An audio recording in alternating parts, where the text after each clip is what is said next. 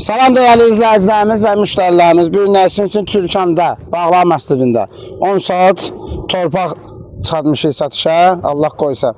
10 saat torpağımız yaşayış məntəqələrinin sənədi, xüsusi mülkiyyət. 10 saat. 4 tərəfi də divarın divarı hörülüb, değerli izləyicilər. 2 yerdən də vermək olar, bölgəyə də gedir. Bu tərəfdən də gedir, bu tərəfdən də gedir. Həyətdə torpağın üstündə yarı tikilimiz də var, değerli izləyicilər. Ətrafıdakı bütün yaşayışı nəsə çək, bir dənə tam ətraflı.